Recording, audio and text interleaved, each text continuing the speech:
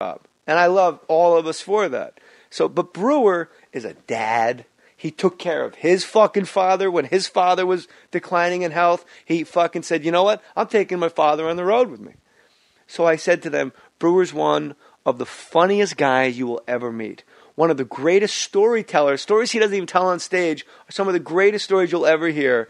He's one of the best laughers, most infectious, wonderful people. He's a great husband. He's an incredible father. He's one of the few guys that has just juggled it all. Can't say enough great things about Brewer. He's a 5-star guy on a 4-star scale. And they go, well, here's what he had to say about you. And they play a tape. And they go, hey, your buddy Jay Moore's coming in next week. He goes, great. Maybe he'll do everything I said and just rework it and steal it. Yeah. And I'm like, what the fuck was that? Like, first of all, stealing his act. Like, what? Like, he does stories about his family. I do stories about my family. And that's another thing I never fully outran is comics, like the go-to, like the last common denominator, like the bottom of, like, if you have nothing else to say, like, well, who did he fucking steal that from?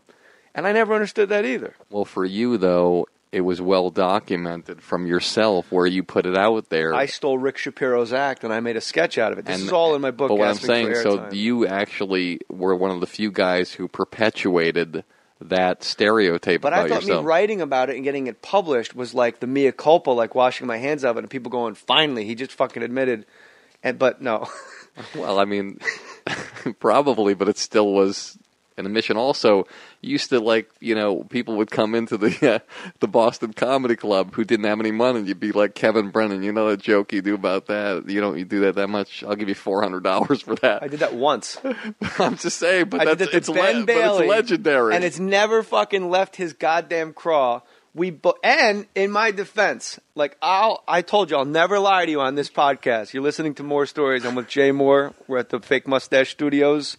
Barry Katz is sitting in.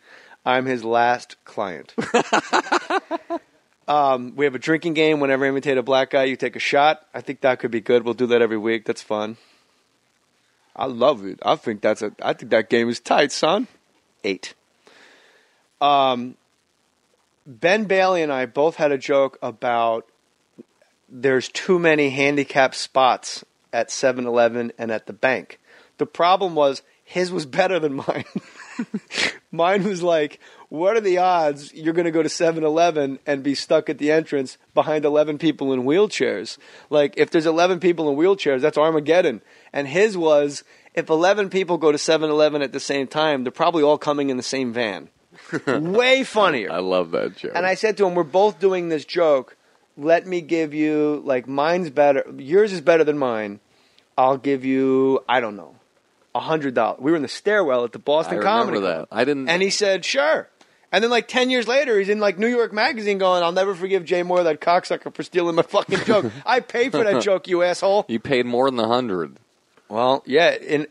I know it was $100 bills. I know what you're saying, but in hindsight, over the course of the years that stayed with me, I paid for it much more than money. But comics are like grandmothers. They just remember everything from what anybody says or does. Including myself, because I just called out his own name and the exact bit. It's like, look, we're both doing this bit. He goes, we're kind of doing this. I can't believe I was there when that happened. I said, he said to me, we're kind of doing the same bit. I go, yeah, but, I don't want to. And I remember what you said. Barry Katz said to me, and you said this to me and Dane once also. You said, if the two of you guys, as professional comedians, need a joke about people in fucking wheelchairs at 7-Eleven to stay in the business, you should open a fucking paint store in Topanga Canyon right now. And we both were like ashamed. And you've always said that. So I auditioned to go on Saturday Night Live. I get put on third. And Barry says to me, your best hitter hits third, man. And I look at the order, and I don't know who else was on. Red Johnny and the Round Guy. Chappelle was on it. Chappelle was on it. Chappelle, Dave Attell, Sarah Silverman, myself. A lot of people were on there, if I'm not mistaken. Jeff Ross was Jeff Ross. I might be mistaken with the names. I don't want people going, that's fucking not true. I'm doing my best to give you a good, clear picture. This place, the Boston Comedy Club on West 4th Street. West 3rd Street?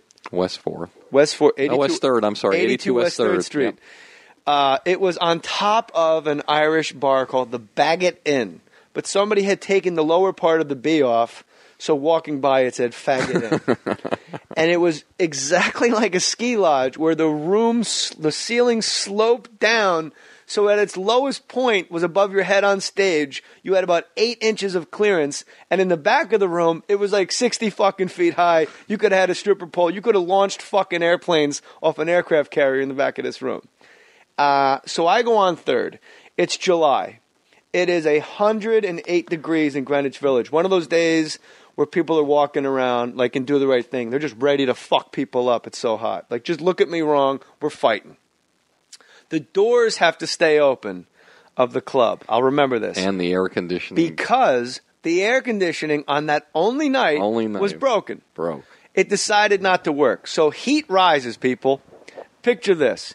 You're above an Irish bar with a bunch of fucking drunken Irish idiots, and I can say that because I am one. A bunch of drunken fucking Irish idiots. How's everybody doing tonight? And smiling is he that hated. You know, if I can just have a moment of your time, you can hear every Puerto Rican and black car. And it's bumper-to-bumper traffic because it's a Saturday night, and they're all stopped at that light because it bottlenecks at 6th Avenue.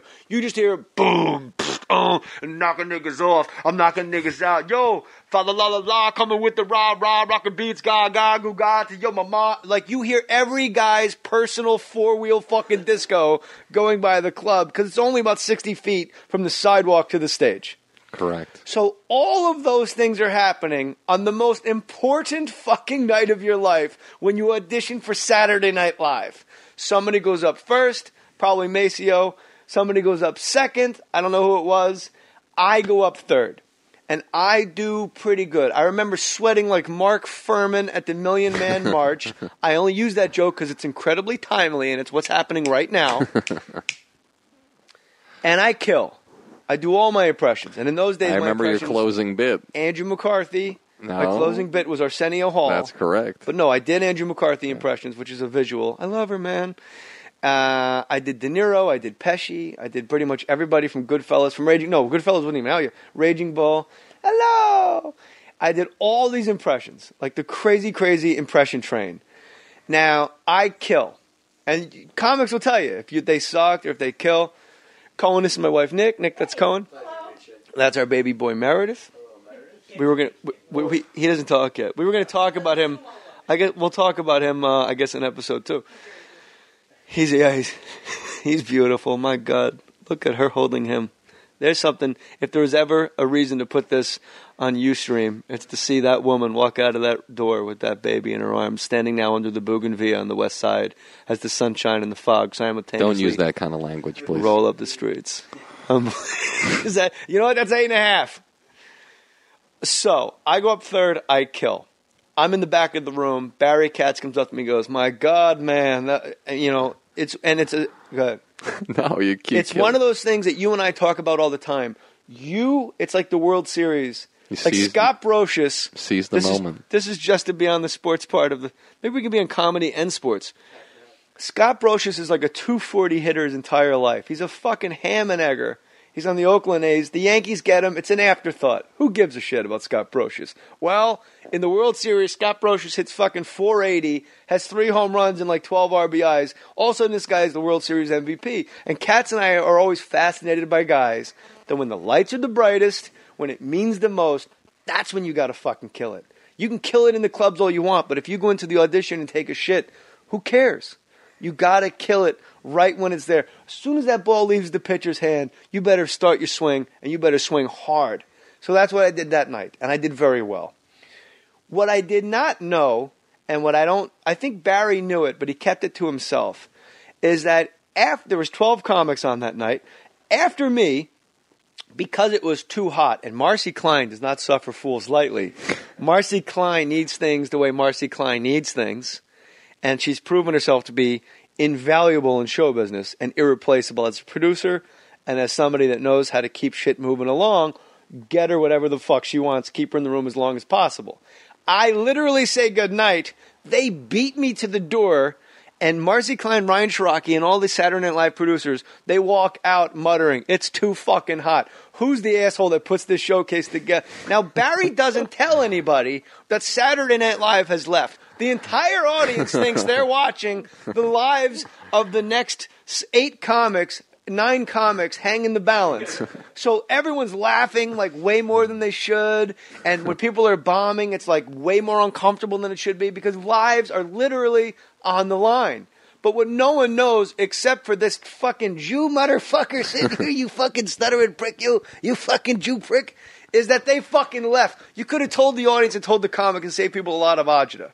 So what fascinates... Well, the reason why I didn't, and there's revisionist history here, because I do believe that they came back, but even if they didn't, I sent that tape to them, and that helped other people get tests in the future.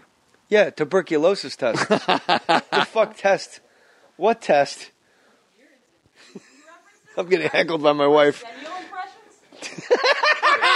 My wife just walks through. I told you guys she was fucking funny. My wife just walks through nursing a baby and goes, "What fucking year is it? TB tests and Arsenio Hall impressions?" Now, if I imitate Arsenio Hall, does that count as 9.5, or did we stay at 8.5, or does that go up to a? Yeah. All right, I'm not going to do it. I think people are too drunk. So we are doing shows, and no one has any idea that the people from Saturday Night Live have left. So guys are up there in a 110-degree ski lodge listening to fucking Irish pub music and personal four-wheel discos rolling by, sweating their fucking balls off like fucking crackheads at the end of a bender. These people are up there flop sweating, and then they're probably thinking about, I'm a sweaty fucking mess, which is making them sweat more. None of them have any idea that this is for no reason whatsoever. You are literally breaking your balls for 116 people from Kew Garden, Queens, and Patchogue, Long Island, that made it in to see a fucking free comedy show. Well, I just had a feeling that she would, there could be somebody who would say, "Hey, we're going to leave." So that's why you got the early spot, because See, this is the first time I've heard that. You never told me that. I'm putting you on third because I'm afraid they're going to run out. I would never say that. I'm just, Do your act super quick. What do you got, 8, 10, 12 minutes? I need you to do a tight 3, and if you can, blow cool air up towards the mezzanine. So I get Saturday Night Live. Well, I don't get Saturday Night Live. I get from that night, 3 people got seen.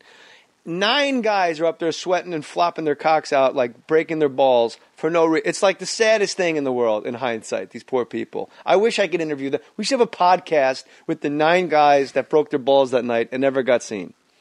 So I leave, and I get a call from Katz a few days later saying they want to come see you again with the cast and with Lorne Michaels. And I go, great, where's it going to be? And Barry says it's going to be at Stand Up New York. And I say to him, I never performed for a white audience before. I don't know how to do it, Barry. So in my mind, I'm thinking there's 12 cast members a year on Saturday Night Live, tops? Let's just round it up. Back then. Yeah. 12 people are on Saturday Night Live, maybe 2 new people a year, sometimes none. So the odds of me, out of the thousands, hundreds of thousands of people that tried to get on Saturday Night Live, getting Saturday Night Live are fucking 0. Literally, if you did the math on a piece of paper, it would come out you would round it to 0. You wouldn't have gone on if it were 0. I knew I had a shot because they were coming again. But here's the thing. It was more important for me that they think I was unimpressed and not nervous and not overwhelmed by the moment. It was more important for me to take a slow, cool walk to the batter's box than it was to even hit the fucking ball out of the park. I needed to just come out, and what I did is I went to the gym. I was with my roommate at the time, and I remember Your roommate at the time was? It doesn't matter. I did Mike. Oh, we name names on Mohr Stories. Mike DiNicola, who nobody knows where he is. This guy literally did a fucking Sasquatch and disappeared. We go to the gym, and I literally show up with sweatpants, sneakers, and a T-shirt, East Stroudsburg Wrestling Camp of Champs, a wrestling camp T-shirt from high school. I go to the bar. I'm not sure when I went on. It wasn't third. We didn't have control over it at the time. You didn't fill out the lineup card that day. So I think it was like 7, 8, or 9. It was pretty deep in the count. I was going up. So I sit at the bar, and I have like 4 Amstel lights. Fuck it. So by the time I hit the stage, I'm sweaty. The club had air conditioning. The club had air conditioning. That was a big plus. That really is the key to enjoying your club, is air conditioning. That's one of the keys. I go on stage. I got a buzz. I'm loosey-goosey. I'm wearing sweatpants. They know I'm an athlete. I'm wearing a fucking wrestling... Like, this shit mattered in my crazy brain. Like, if I'm wearing a wrestling camp T-shirt, they know I was an athlete, so maybe I could... The entire time I'm on stage, after every joke, I thought they were in the back right-hand side of the room. I would assume they'd be close to the exit so they can get out of there without Sandler and Schneider and Spade having to sign autographs on the way out.